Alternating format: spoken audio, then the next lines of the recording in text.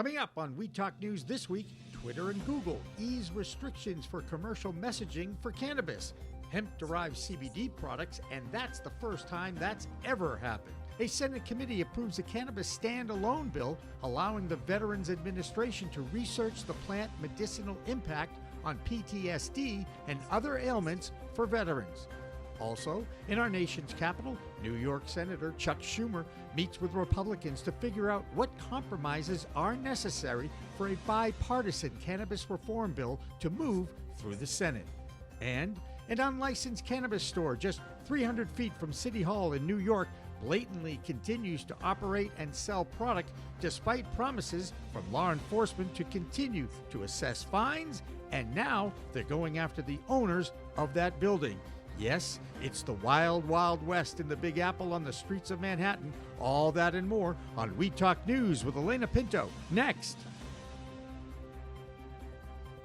We are Pro Cannabis Media.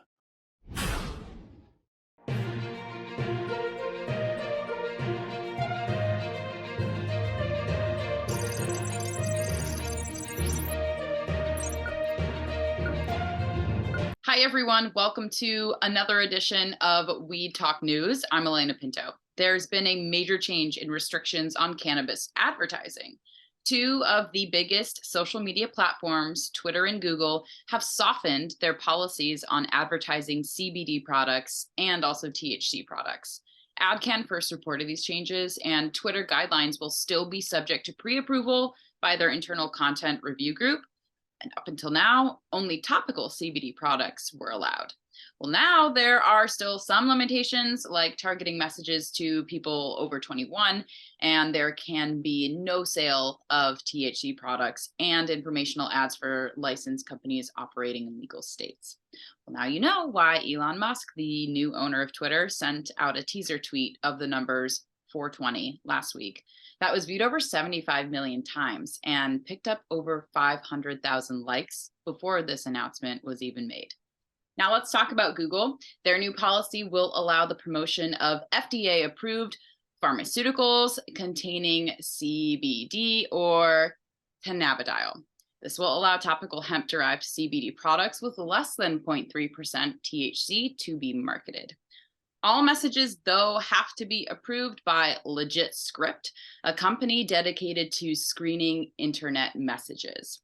Back in Washington, D.C., the Senate leader of the cannabis reform movement is New York Senator Chuck Schumer. Over the past week, he has been meeting with Republicans in the Senate to see exactly what reforms to the federal cannabis laws they would be comfortable with. Pro Cannabis Media will have an update on federal legalization with the political director for NORML, Morgan Fox, on Green Rush Live at 4 p.m. Eastern Time on Friday. Cannabis has been legal in Oregon and Washington state for decades now, but that hasn't stopped corruption and backhanded deals. Marianne Kersagi has this week's report from the Beaver State. I'm Marianne from Alibi with this week's Oregon Cannabis Report for We Talk News. The news out of the OLCC continues to get airtime. A number of high-level managers and directors diverted expensive liquor for themselves. The ethics probe has continued with the criminal investigation.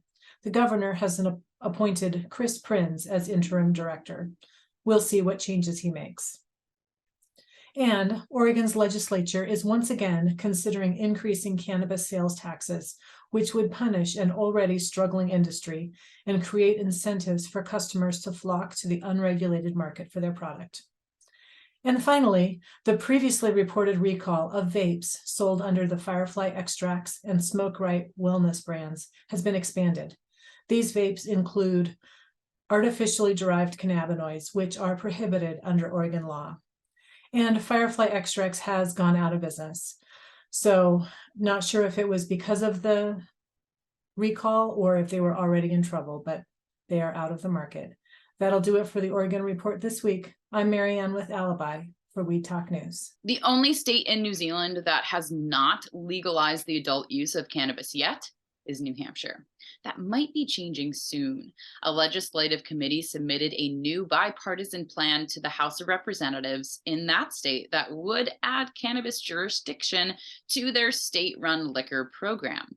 The committee had to give up the right to grow cannabis at home and the expungement of past records, but it does allow adults over the age of 21 to possess and gift up to 4 ounces.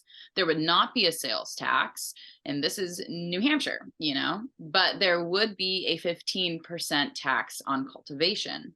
Existing medical dispensaries can apply for an adult license within 18 months of the approved bill, and there will be no cap on the amount of licenses approved by the state. Another interesting item in this bill is that licensed businesses will not have to worry about 280E and will be able to deduct business expenses from their taxes. Needless to say, having a state-run cannabis operation would impact the flock of Granite State residents who go over the border to get their weed in Vermont, Maine, or Massachusetts.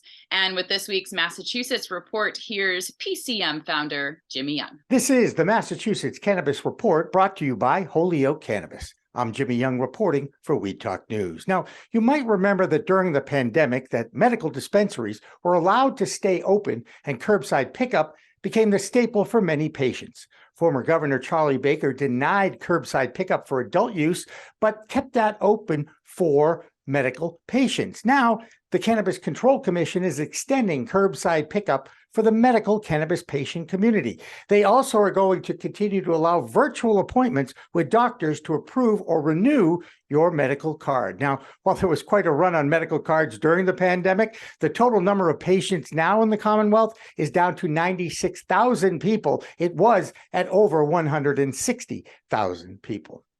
Speaking of dispensaries, we've visited quite a few over the years, but one is definitely a destination dispensary. It's INSA in East Hampton. They've been renting the real estate where they operate their manufacturing operation at 122 Pleasant Street, and now they bought it for $2.7 million. INSA is splitting the entire space at the old Keystone Mill with their old landlord, and the property will be split into 2 condominium business units. INSA operates 3 dispensaries, one in Salem, one in Springfield, and one in East Hampton, and also has operations in Florida and Pennsylvania. Now, one more note, the Massachusetts Joint Committee on Cannabis Policy is made up of elected state senators and House of Representatives. Now, they will be led by Senator Adam Gomez and Representative Daniel Donahue.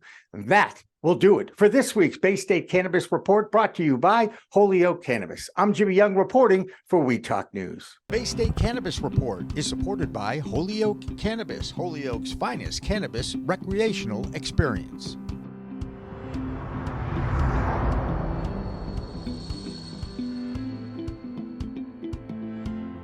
Over in Europe, some countries are just starting their legal medical programs, like Greece.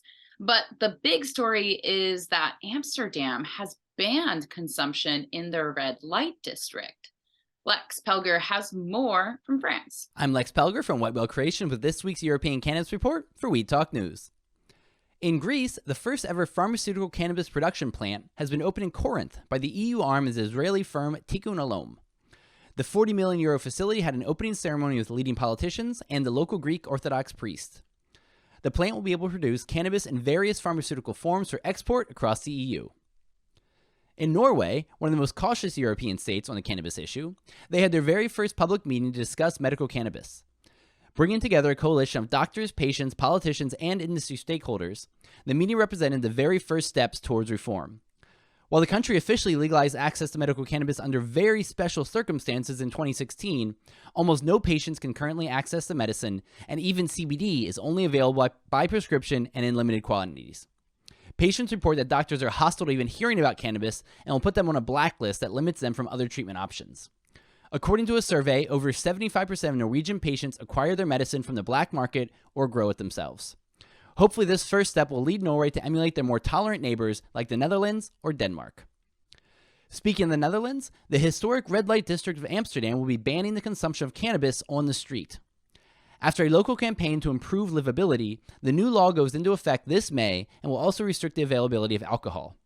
As someone who visited Amsterdam this weekend for my 40th birthday, I can report that the use of grass on the street happens, but is not overwhelming. However, I might have a different opinion if I live there. That's the European Cannabis Report for this week. For more on the science side, see my newsletter on Substack, Cannabinoids and the People. I'm Lex Pelger from Whitewell Creations, reporting for Weed Talk News. There's some movement at the federal level on cannabis reform, and it concerns our veterans.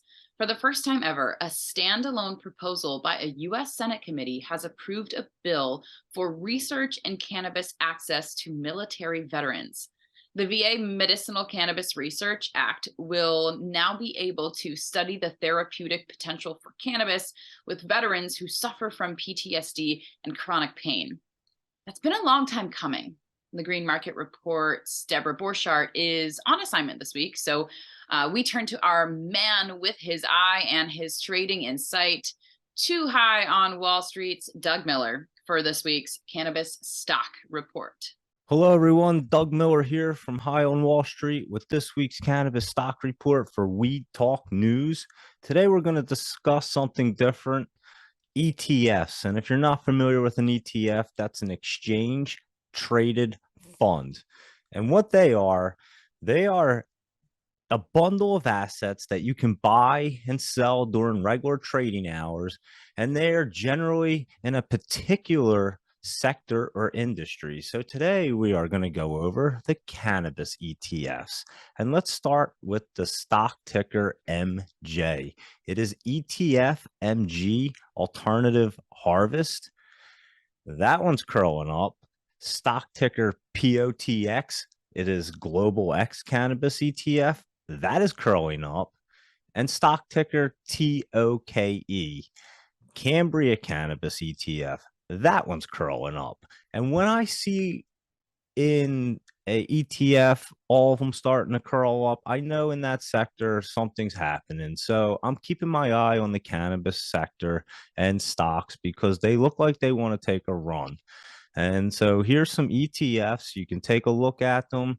They do trade volatile, but they will move fast. They can pull back fast. So you have to keep your eye on them at all times if you get involved. And just trade safely and check them out. And that is this week's Cannabis Stock Report for Weed Talk News. I'm Doug Miller. In Canada, the first G7 nation to legalize cannabis continues to have growing pains. Once again, it's the competition from the legacy market that is dictating a price decline. Debbie Facey has more from Canada. Hi, this is Debbie Facey from Weed Talk News, your Canadian correspondent, with this week's Toke of the Week. What we have here in Canada this week, I should say, unfortunately, again, is the numbers showing and demonstrating the tumbling in the wholesale market. In 2022, we had found that there was a 40% decline in the wholesale market when it came to cannabis. That meant that most of the producers that were actually creating the cannabis, or I should say growing the cannabis, found that they were not only overproducing, but having to price cut most of the cannabis that they had produced and that were now not expired, but were past date, and which also led to their percentages of their THC to also go down, which led to the original pricing of, let's just say, the wholesale of a gram being around $1.90, going down to $1.06 per se after the past due date and the overproduction. That is one thing that many of the Canadian LPs and brands are noticing and having to adjust now due to the fact that most of them are now going into the, sad to say, negative. What we also have that is going to be starting, and it is a great thing for most of the smaller mom and pop shops, or I should say independent shops here in Canada, especially in Ontario, is going to be a cap when it comes to the price markup that most of these brands and LPs are able to do. When it comes to the pricing of the cannabis here in Ontario and all of Canada, some of the brands and some of the LPs have a way of being able to mark up or mark down their cannabis, and also be able to give incentives to stores that are able to afford it. For the stores that are not able to afford it, that's where they do end up finding that they have a decline in sales or they're not able to keep up. As of September 2023, the OCS is implementing a cap when it comes to the percentage that the brands are able to work with, which means that they will only be able to work with a marginalized number, which will make a over across the board, way for many of these shops to only compete in a ethical and moral way, but also at the same time be able to have some of these brands and products that they weren't able to hold on their shelves prior. This also gives many of these brands a time to be able to adjust their pricing, adjust their product lines, their SKUs, as well as any of the ingredients, like with the edibles, that they may have to change due to the implementation of wanting to lower the THC content in our edibles here in Ontario. This is Debbie Facey with We Talk News, your Canadian correspondent with the Canadian Toke of the Week. The state of Missouri continues to set sales records, and now they have a Super Bowl championship to celebrate after the Kansas City Chiefs knocked off the Philadelphia Eagles. Sure enough, open consumption of the plant was in abundance for their city celebration, and Brandon Jones was on hand and has our Missouri report. Hey everybody, it's Brandon Jones with B Green Distribution with Missouri Cannabis Report for Weed Talk News. And that's right, this week, my guys, the Chiefs, came down with another Super Bowl. And the parade was this Wednesday in downtown Kansas City. Started at 12, went to 1:45 around when they got to the actual podiums right in front of Union Square, where they're going to have the draft as well this year. So Kansas City is kind of getting on the map, got the World Cup, got this. And then I don't know if you saw the release, but Wiz Khalifa is also coming to Kansas City on 4/20. The Super Bowl, though, was pretty amazing. The parade, people started showing up around 6:30 in the morning to get spots. And yes, as they were talking about, open consumption was all over the place. The city of Kansas City is decriminalized. And as we just saw, rec passed and just started here February 8th. So it's been quite a crazy month here in February for Missouri. Won the Super Bowl, getting the NFL draft, rec started, and we did almost 13 million just the first week of rec sales. We actually doubled Illinois' first weekend, and we are half their population. So quite a turnout from the Missouri people. And at the parade, we talked about consumption was all over. Radio stations were talking about, hey, I think I smelled a dead skunk, but 10 minutes later, the smell was gone. I wonder what that was. So there was a lot of fun inferences, people around just using open consumption. And like I said, it is decriminalized in the city of Kansas City itself, whether you're on the Kansas side or the Missouri side. I don't know if most people know, but the state line runs right down the middle. So it's been quite a crazy time here in Missouri the last few weeks, and excited for everybody to have open consumption. There are some, like I said, fun concerts getting ready to start. 420 is going to be the biggest one at the Smoky Entertainment District, sponsored by the Best Man Wellness Crew. Going to be quite an event. So really excited things are happening here in Missouri. So come out here, check it out, come out for 420. Again, I'm Brandon Jones from B Green Distribution, Missouri Cannabis Report for We Talk News. Everybody stay medicated and educated. Have a great week. On the losing side of that Super Bowl is Philadelphia. On Thursday, their pro-cannabis senator, John Fetterman, checked himself into the hospital to address his clinical depression issues. No one is reporting that this had anything to do with the Eagles losing the Super Bowl, because mental health is serious, and the senator has battled that diagnosis for years. But keeping medical records private is now becoming a battle in that state, and Claudia Post has more in her Pennsylvania report. I'm Claudia Post from Scarlet Express, and I'm here in the Keystone State, Pennsylvania, reporting for We Talk News. A new bill in the Pennsylvania House of Representatives would allow Pennsylvania farmers to grow medical cannabis. In a memo to House members, a few representatives said they plan to introduce the bill to allow for accessible and equitable entry into the medical cannabis industry. The bill would allow new permits for farmers and other small agricultural ventures, and they can apply for these licenses to grow medical cannabis. Farmers and small enterprises are denied the freedom to share in the nearly $2 billion that has been generated by the industry to date. So passing this legislation would allow open doors for new growers, including those marginalized communities.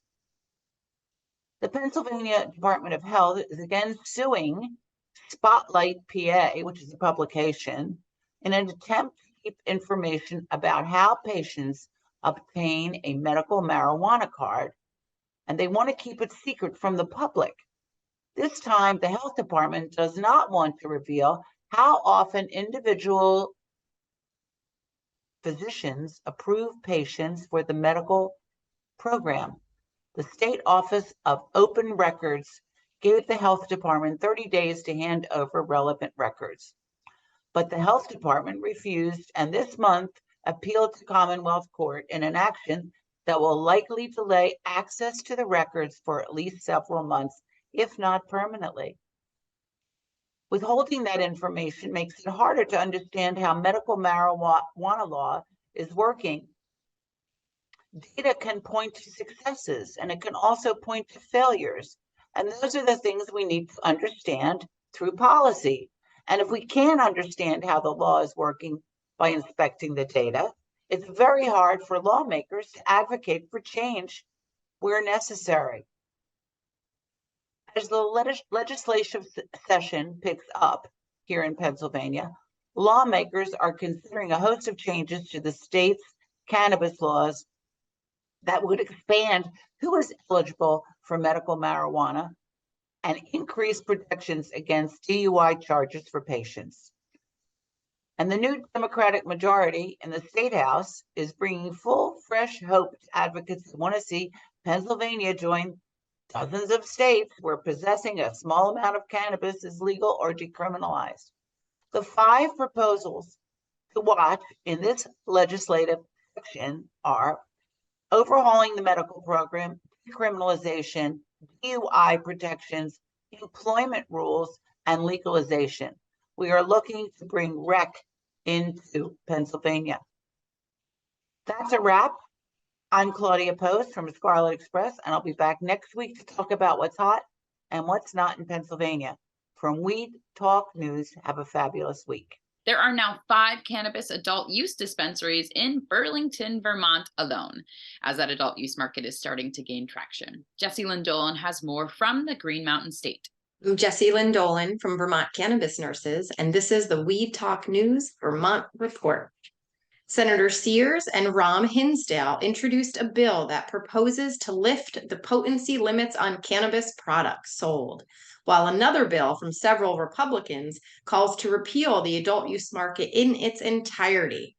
Slang Worldwide, holding both a medical and adult use integrated license, issued 100 million extra shares to former stakeholders, thanks to the better than anticipated beginning of Vermont adult use sales.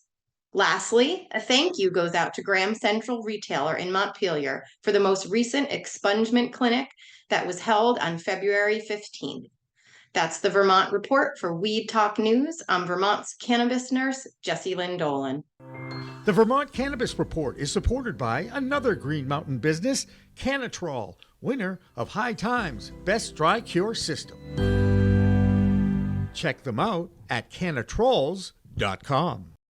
And finally, tonight, a battle is brewing in the Big Apple. It seems that there is an illegal cannabis store called the Jungle Boys that is located just 283 feet away from the New York City Hall. This store has been fined and product confiscated over the past few months of their operation, and they keep operating and making sales. Now that the state is rolling out its legal licenses, there is growing pressure on the mayor's office to go after these illegal operations. Now law enforcement is going after that landlord of that building in order to stop the sale of cannabis at that location. The problem is, of course, getting an eviction of a tenant, even if they are breaking the new law. There are more than 1,400 illegal cannabis stores who are operating inside the New York City limits. Jungle Boys has been fined, raided, and over $150,000 worth of product has been confiscated. Jungle Boys and others are still open and operational, even though there are now 3 legal licensed operators within the city limits. Never a dull moment in the city that never sleeps, unless, of course, they buy indica. In that case, might be sleeping. That's it for Weed Talk News this week. I'm Elena Pinto. Remember, it's a whole new world of weed out there. Use it responsibly.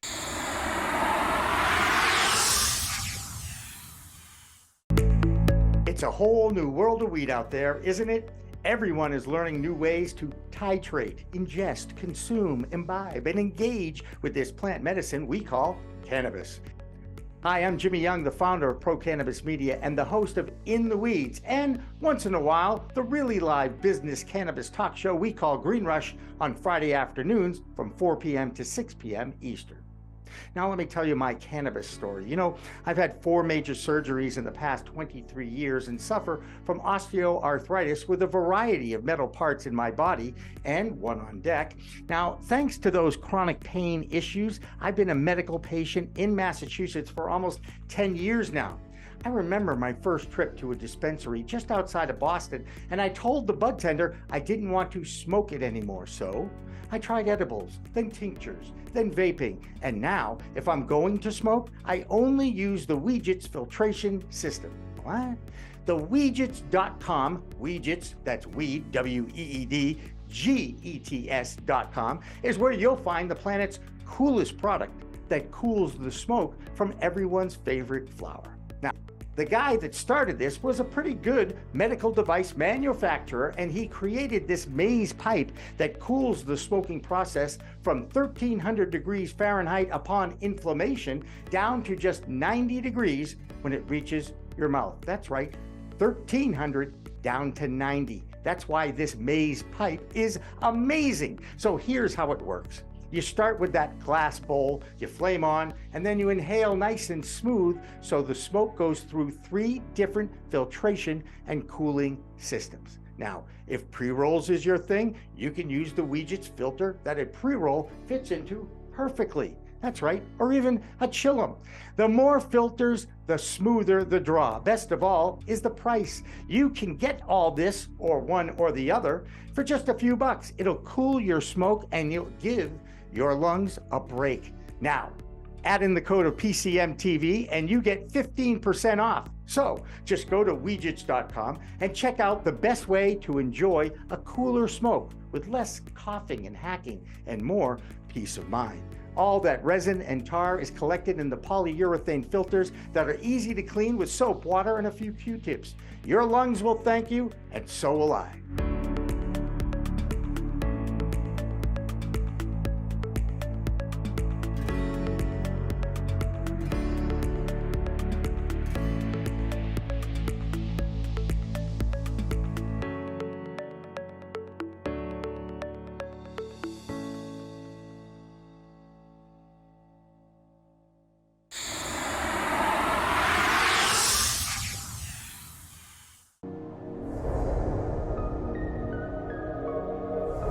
Which at first I thought, oh, I don't know if I'm an activist, but I have, held a bullhorn on the State House steps.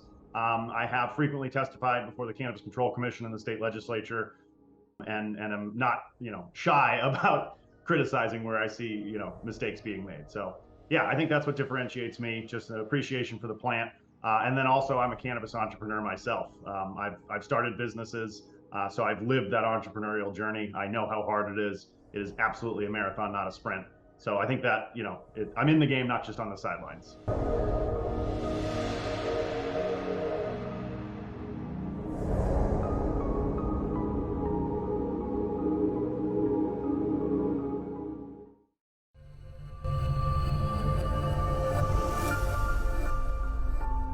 As a broker, we have access to many, many cannabis carriers. So I will go in with 2 or 3 quotes for people.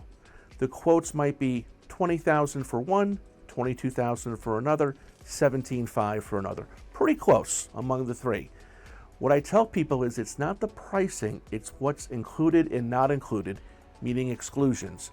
An exclusion in layman's terms is just something that's not included. It's not on the menu, so it's just not included. But if you don't know that, if no one shows you that on page 71 of a 150-page policy, you're not going to know. No one knows. I never met one person that says they read an insurance policy. If you do, I got some property in Florida for you.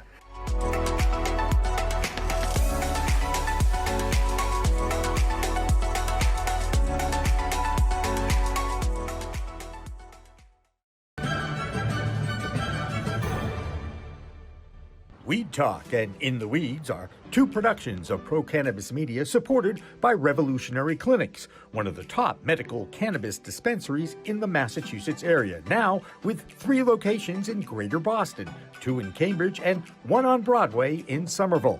Rev Clinics has a patient-first mission. They will customize your needs as a medical patient with the proper titration and combination of strains, flavors, and products. Rev Clinics, where the patient comes first.